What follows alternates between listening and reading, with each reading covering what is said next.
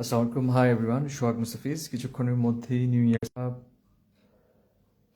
আমরা জানি যে 5 মিনিটের মতো হয়তো আছে, 11:55 বাজে বাংলাদেশে। যারা এই সাউথ এশিয়ান রিজিয়নে আছেন মোরলেস এই সময়টা, ইন্ডিয়াতে হয়তো আধা ঘন্টা পিছিয়ে, আমরা আধা ঘন্টা পিছিয়ে গিয়ে।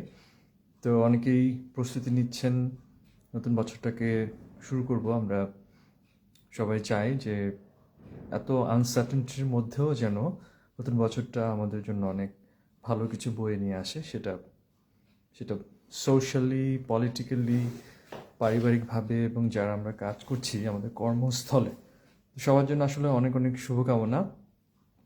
তো জাস্ট একটা ক্যান্ডিড ভিডিও শেয়ার করবো, এই জন্যই আসলে লাইভে এসেছি। অনেকের সাথে অনেক দিন কথা হয় না, দেখা হয় না। আহ, আপনাদের সাথে, আপনারা যারা আমাদের বন্ধু, যারা আমাদের পার্টনার্স, আমাদের প্যাট্রনস, আমাদের ওয়েল উইশার, সবার কাছে আমরা অনেক বেশি কৃতজ্ঞ। আমরা অনেকটা পথ হেঁটেছি আপনাদের সাথে সামনের দিনগুলোতে একসাথে কাজ করতে চাই। আমরা কেউই পারফেক্ট না, কিন্তু আমরা সবাই যদি একসাথে কাজ করি আমাদের যে রেসপেক্টিভ গ্যাপসগুলো আছে সেটাকে আমরা ফুলফিল করতে পারবো এবং লেভারেজ করতে পারবো। তো পৃথিবীতে এখন ক্লাইমেট চেঞ্জ, বিভিন্ন জায়গায় কনফ্লিক্ট, মাইগ্রেন্টদের অনেক রকম চ্যালেঞ্জ আছে এবং অনেক জায়গায় অনেক যুদ্ধ হচ্ছে, হিউম্যান রাইটসের ভায়োলেশন দেখতে পাচ্ছি। তারপরেও দেখা যায় যে মানুষ আসলে একটা হোপ নিয়েই থাকে। নেলসন ম্যান্ডেলা তো বলেছেন যে সবশেষে আসলে হোপটাই আমাদেরকে বাঁচিয়ে রাখে।